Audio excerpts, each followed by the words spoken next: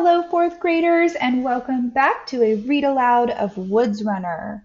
Today, we are going to start by looking at our nonfiction part of the text, and then we will move on to chapter 10. So, for this nonfiction portion, it's all about the American spirit. Although poorly trained and weakly led and improperly fed, so badly that soldiers sometimes had to eat their own shoes, the Americans took comfort from fighting on home soil and usually had much higher morale than the British.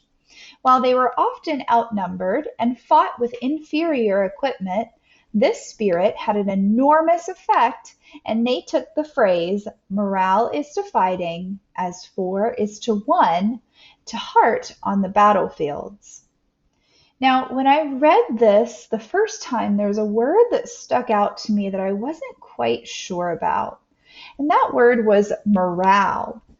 Now, I have a definition here for you of what morale means. Morale is the level of enthusiasm or confidence in a person or group to conquer a challenge. Now, a couple of examples of what morale might mean. The first one I think of is if I'm playing a game like Fortnite, I'm playing on a team and we end up wiping out another team, our morale is going to be boosted. We're going to get excited and confident that we might get a winner chicken dinner. Another example I might think about is if I'm playing a sports game like basketball and we start earning a lot of points, getting a lot of slam dunks, then our team is probably going to get super excited and confident that we might win this game. So similarly, the American soldiers during the Revolutionary War really took morale to heart. It was helping them get through the war because then they would think, hey, maybe we're going to conquer this challenge. Let's see if we can find an example of the American spirit in chapter 10. Chapter 10. This time the sounds of men coughing and axes chopping wood for the fire awakened Samuel. He opened his eyes. The pain was much less, and saw that it was daybreak. Men were moving all around him. He started to roll, but the head pain stopped him, as well as the sudden memory that he had no pants on. The bedroll was next to him where Coop had put it. He snaked his pants out, pulled them on, and fastened them with the leather cord around the waist. The pain in his head had abated. It only jabbed if he moved suddenly. The wound felt tight, as if someone were pulling the top of his scalp together. When he unrolled the blanket, his rifle half fell out, and he saw the lock had dirt jammed around the flint and pan, pushing up the striker plate, or frizzen, so the rifle was not able to fire. The men were making fire, tying bedrolls. One man had what looked to be permanently bent left arm held up at a slight angle. He was sitting on the ground cleaning his rifle. It made Samuel feel embarrassed that his own lock was so dirty. He found his possibles bag in the blanket roll. This was a pouch with the powder horn attached that hung around his neck, where he carried odds and ends of equipment for cleaning and firing his rifle. Inside, he had a tiny piece of steel wire. After blowing the dirt out of the pan and frizzen and flint, he used the wire to clear the touch hole, which fed the jet of flame from the pan into the powder charge. Then he used an oily rag to clean the whole area and put some finely ground black powder into the pan. This was the ignition powder that the flint metal sparks would fire into the powder charge. He closed the frizzen over the pan, eased the hammer to half cock, ready, and set the rifle aside. The fire had flared up as the men added wood. Samuel rose to his feet and went into the nearby bushes to relieve himself. His legs were wobbly, but seemed to work well enough, even though he felt weak as a kitten. Weak as a kitten? That seems like an example of some type of figurative language. That's a simile. Similes are comparisons using like or as. So for him to say he felt as weak as a kitten, he's comparing himself to a kitten and how when they're first born, they're probably a little bit wobbly and can't really walk or see well. As one part of his body got better, another would follow. As the pain in his head went down, the hunger in his belly came up. There was the entire back leg from an ox over the fire on a metal spit. Last night, Coop had been cutting bits off of it to put in Samuel's broth. Looking at it made Samuel even more ravenous. Ooh, ravenous. That's a word that I'm not really sure about.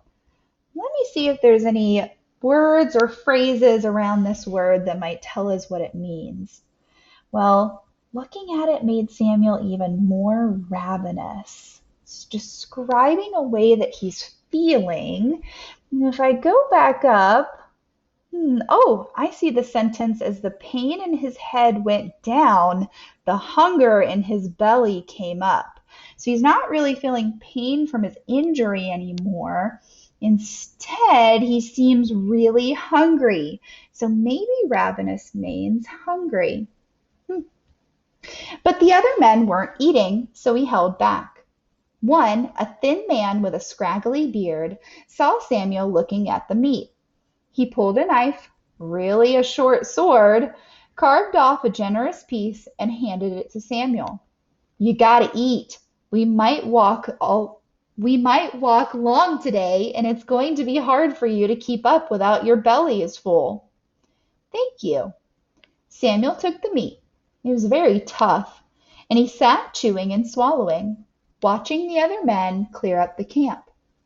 While Samuel watched the men and ate, he also rolled and tied up his bedroll, making certain his powder was dry and his possibles bag was ready to go. But these men were even faster. Without speaking except to grunt and point, they seemed to get everything done with the least effort and in the quickest time. Earlier we were talking about the American spirit and having morale, meaning a level of enthusiasm or confidence in a person or group to conquer a challenge. Do you think that those soldiers would be moving really quickly if they had a high morale?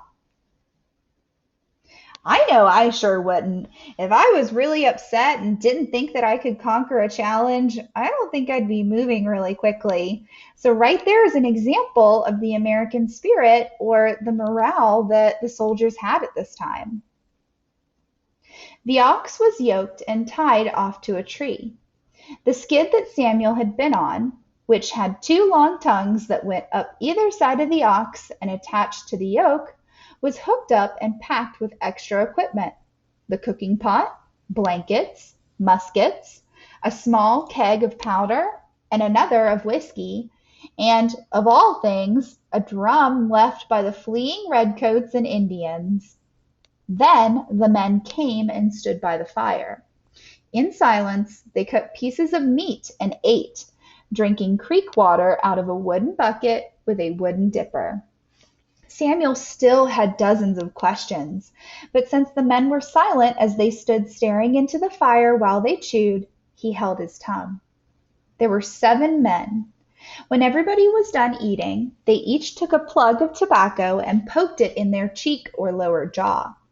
They put the leftover meat on the skid, wrapped in a piece of green oxhide to keep the flies off, then used the bucket to fetch water from the creek to put the fire out. With no effort at all, they were moving along the trail. 2 men went well ahead, one left, one right of the trail. The rest formed a column, if 5 men could be called a column, just ahead of the ox and Samuel. In Samuel's weakened condition, there was absolutely no way he could have kept up with the men. But the ox saved him. He knew that oxen tend to plod a little less than 2 miles an hour, and this ox was slower yet. Even Samuel had no trouble keeping up with him, and when his legs felt a little weak, he would move to the ox's side and hold on to the yoke, letting the ox pull him along for a time.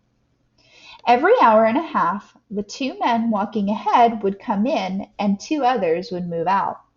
On one of these cycles, Coop came back and walked near Samuel. It was what Samuel had been waiting for. "You kept me alive. Thank you." "It weren't much. A little tobacco and spit and tough meat." "I'd have been done if you hadn't come along." "Maybe, maybe not. One never knows how a wind is going to blow." "Why did you come along? Where were you going?" Coop spit. The men all spit, almost all the time. Samuel had once tried tobacco, first in a clay pipe, then taking a chew, and it had made him sick as a dog. Oh, I found another example of a simile, sick as a dog.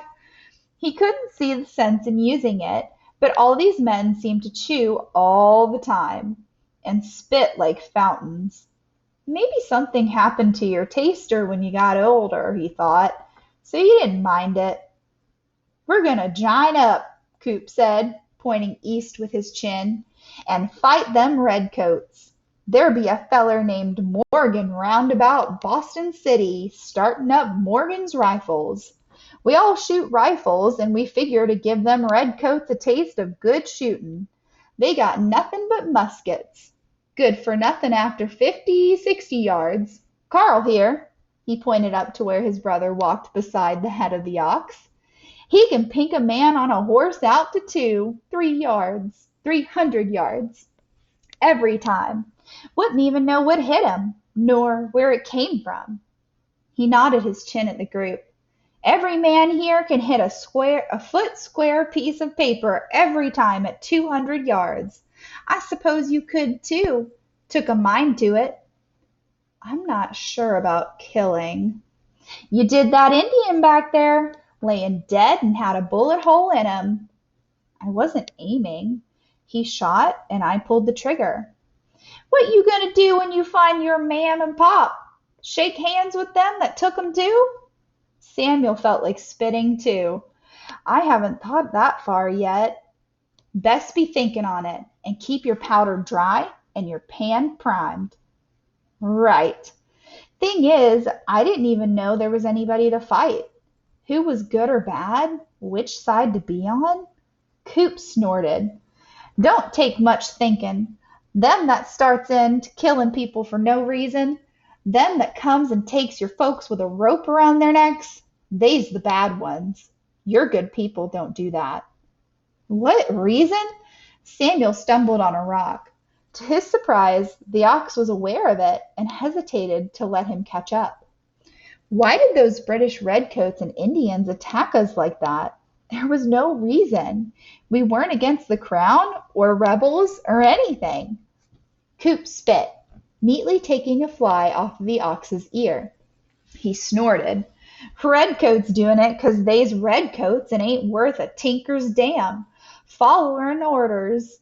Indians doing it 'cause they was hired to do it. They's Iroquois. Most of 'em work for the English. Always have, always will, ever since that French war. They get all the plunder they can carry and scalp money from the redcoats. Heard there's a man named Hamlin, some kind of redcoat officer. Buys so many scalps they call him Hair Buyer Hamlin. What I don't understand is why they took your folks instead of killing. Oh, look, the front line's coming in." The column stopped by a Clearwater creek and everybody drank. Then the men took the meat off the drag and sat in a circle cutting pieces and chewing. At first, Samuel hung back, but Carl motioned him to squat and eat. Samuel was feeling stronger by the minute, and the meat heated him like a fire. Oh, another simile! Heated him like a fire, comparing the meat to a fire. No one talked much except for Coop, and when they finished, they rose, took a chew of tobacco, and set off. Coop and another man went ahead. Samuel walked in silence, hanging on to the wooden shaft tied to the ox. It was mid-morning, and the sun fell through tall trees on either side of the trail, so they seemed to be walking in a lighted green tunnel. Now and then insects caught sunlight and flashed white like small lamps. Any other time, Samuel would have been taken by the beauty of it. But now he couldn't stop thinking of what Coop had started to say. Why hadn't the raiders killed his parents? And would they do it now? I'm way behind them, he thought. 6, maybe 7 days. Dragging along with an ox. God only knows what's happening to them. I have to go faster. And that was chapter 10 of Woods Runner by Gary Paulsen. Thank you for signing in, and I'll see you at school.